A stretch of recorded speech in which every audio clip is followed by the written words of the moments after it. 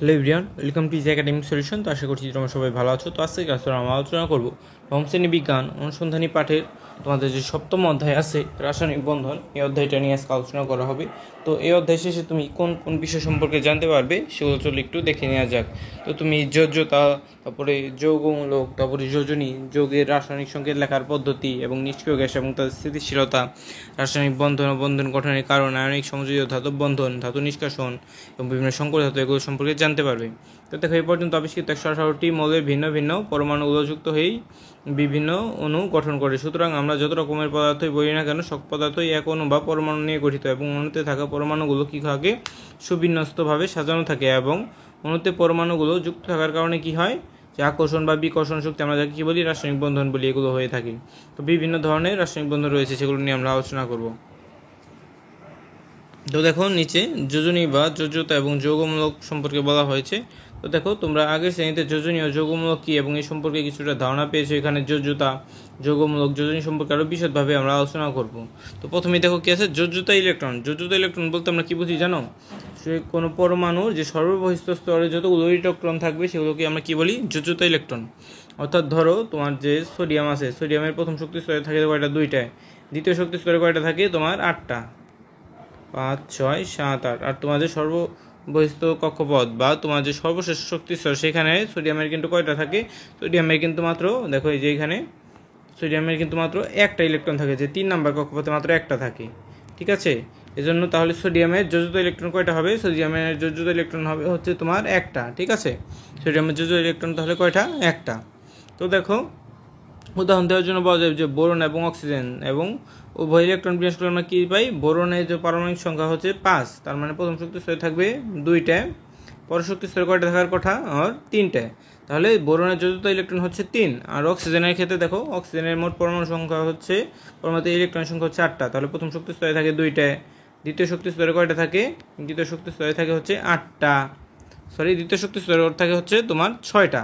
তার মানে যোজ্যতা ইলেকট্রন কয়টা হবে, 1, 2, 3, 4, 5, 6, 6টা হবে যোজ্যতা ইলেকট্রন অক্সিজেনের। তো দেখো, একইরকমভাবে বোরন এবং অক্সিজেনের যোজ্যতা ইলেকট্রন দেখানো হলো।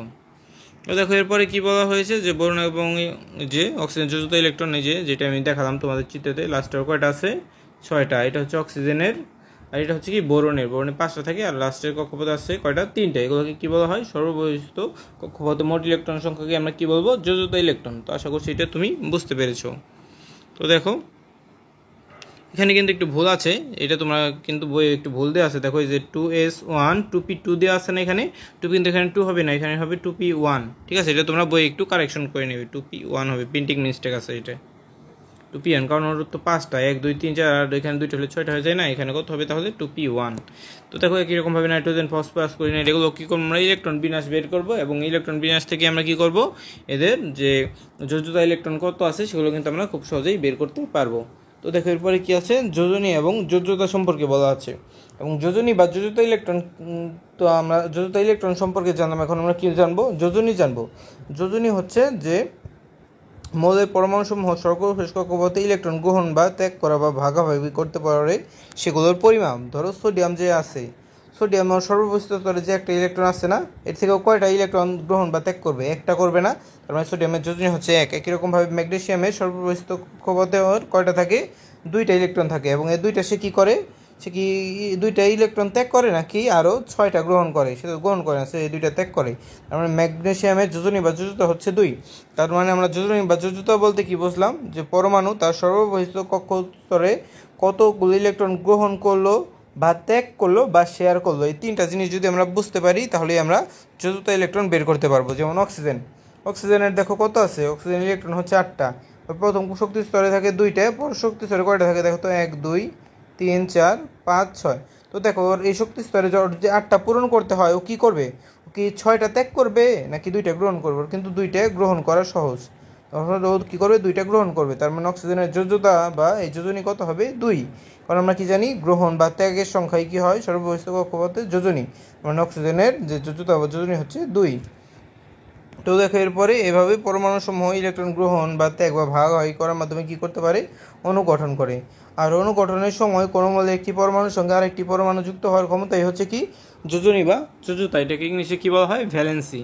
তো তো দেখো যোজনী বা যৌগযুক্ততাকে এভাবে আমরা প্রকাশ করতে পারি কীভাবে, কোনো মৌলের একটি পরমাণুর সঙ্গে যত সংখ্যক হাইড্রোজেন পরমাণু বা ক্লোরিন পরমাণু যুক্ত হতে পারে সেগুলোকে কী বলে, যৌগযুক্ততা বা যোজনী বলে।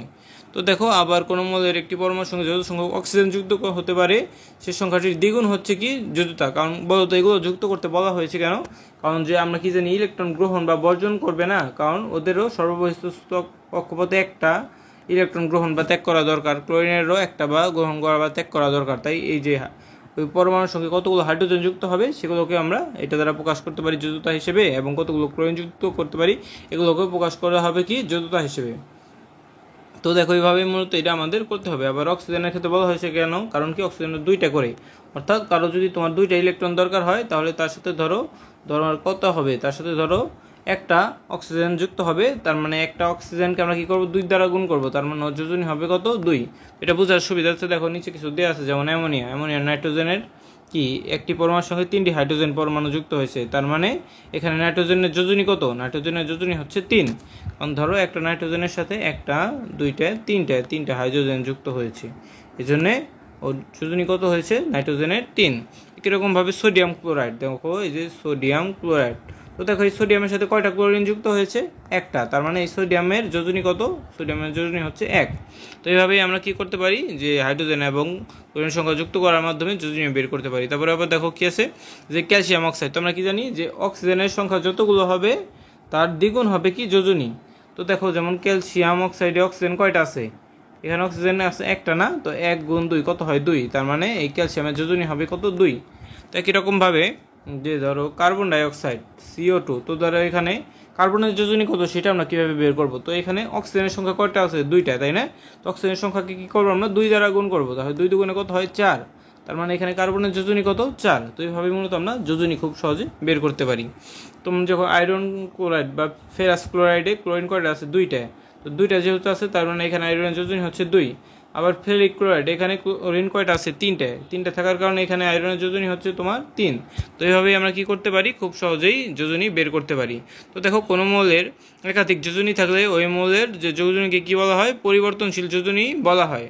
তার মানে কি, দেখো কোনো মৌলে যদি আমাদের একাধিক যোজনী প্রদর্শন করতে পারে, যেমন ধরো আয়রনের কিন্তু যোজনী 2ও হতে পারে আবার 3ও হতে পারে, তাই না? এজন্য আয়রনের যোজনী কত হতে পারে, 2 হতে পারে, 3 হতে পারে, এজন্য আয়রন পরিবর্তনশীল যোজনী প্রদর্শন করে। এজন্য আয়রনের ক্ষেত্রে দেখো পরিবর্তনশীল যোজনী লক্ষ্য করা যায় এখানে।